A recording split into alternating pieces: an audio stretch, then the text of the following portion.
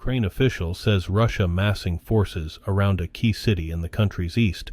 French president raised the prospect of Western troops in Ukraine. What was he thinking? Russians embrace hope amid despair as Alexei Navalny says his final goodbye. Today is Saturday, March 2nd, 2024.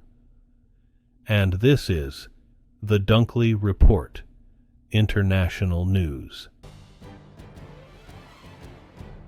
A Ukrainian official says Russia is accumulating large forces around Chasiv Yar as it seeks to make a push on the key eastern city to the west of Bakhmut, which fell to Moscow last May.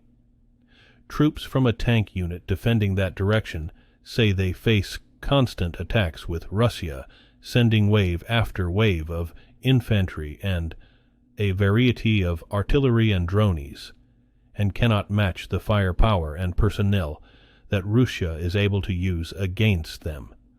With the full-scale war now into its third year, Russian forces have been bludgeoning some Ukrainian defensive positions into submission, deploying overwhelming amounts of artillery and troop numbers in an effort to punch through defensive lines at targeted points.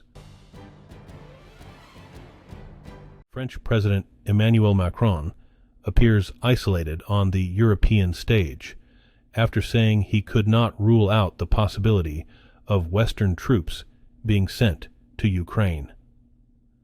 Faced with a backlash from other European leaders, French officials sought to clarify Macron's remarks and insisted on the need to send a clear signal to Russia that it cannot win in Ukraine.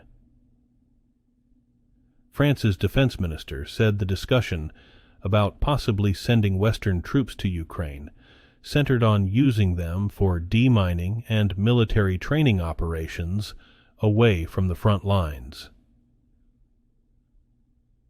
He said no consensus emerged from the discussion.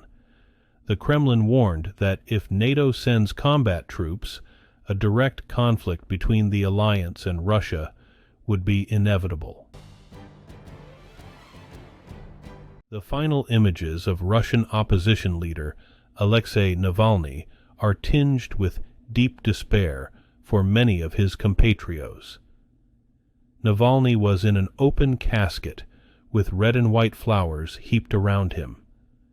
The politician bade his final farewell Friday to those who believed in his vision of a freer and more peaceful Russia. But there was also defiance among the crowds of mourners who gathered to see Navalny on his final journey, and hope that the politician will continue to inspire the country's pro-democracy activists.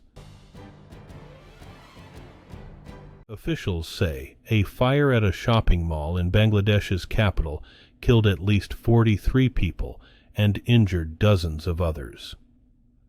The fire began late Thursday in a restaurant on the first floor of the 6-story mall in downtown Dhaka, and more than a dozen firefighting units were deployed to douse it. Health Minister Samantha Lal Sen said early Friday that 43 people had died and 18 people were in critical condition. Firefighters also rescued dozens of survivors. The cause of the fire at the Green Cozy Cottage shopping mall was not immediately determined.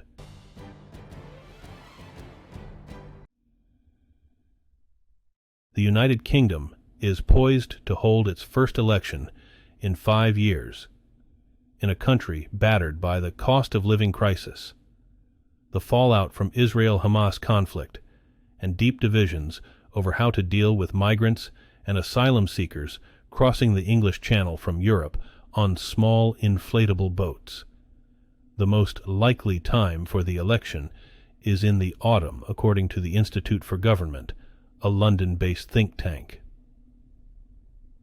Rishi Sunak, a former Treasury chief who has been Prime Minister since October of 2022, is expected to lead his party into the election. His primary opponent will be Keir Starmer, a former director of public prosecutions in England and leader of the Labour Party since April 2020. Campaigning formally starts on Friday for the biggest election in Mexico's history. Voters will choose the country's president, along with the 628 seats in Congress and thousands of local posts, more than 20,000 positions overall. The country of 130 million people has often been marked by its macho culture. Now it's almost certain to elect its first woman president. Also at play are issues such as escalating cartel warfare, the political legacy of President Andrés Manuel López Obrador, and the long, often tumultuous relationship with the United States. A February poll has leading presidential candidate Claudia Sheinbaum enjoying a comfortable lead with around 59% of the vote.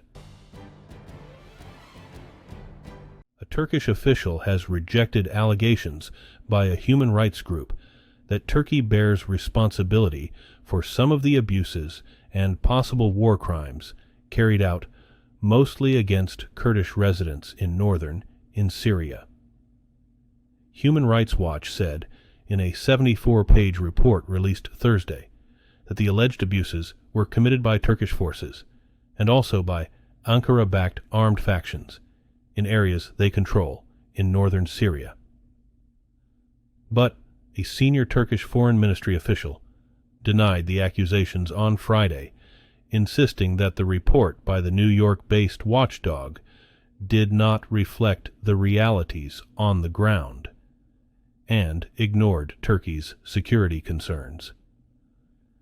The official spoke on condition of anonymity in line with government protocol. U.S. officials tell the Associated Press that the Pentagon will lift the ban on flights by the grounded V-22 Osprey next week. The decision follows a high-level meeting where Defense Secretary Lloyd Austin endorsed the military service's plans for a safe and measured return to operations. The officials say Naval Air Systems Command, which grounded the controversial tilt-rotor aircraft about 3 months ago after a crash, will lift it and allow the services to begin implementing their plans to get the Ospreys flying again. Officials spoke on condition of anonymity to discuss plans not yet made public. The Osprey can take off like a helicopter and fly like an airplane. Alexander Stubb has been sworn in as Finland's new president. He said Friday that the Nordic country is facing a new era after becoming a NATO member. The former prime minister replaced President Sauli Niinisto, who held the job for 2 6-year terms. Finland joined NATO in April, following Russia's full-scale invasion of Ukraine in February 2022.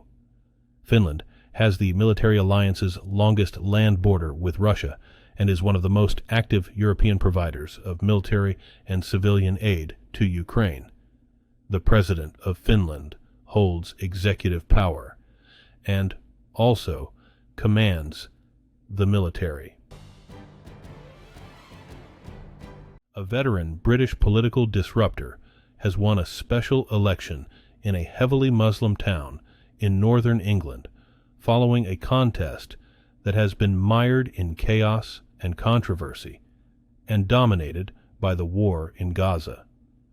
George Galloway's victory was described as beyond alarming by Conservative Prime Minister Rishi Sunak on Friday.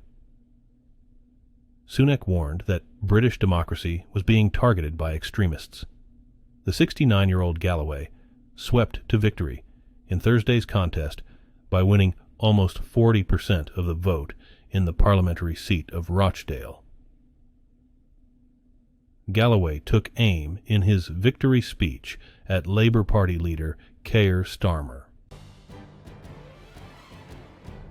Thank you for joining us here at the Dunkley Report, International News. Don't forget to like and subscribe for the latest breaking news.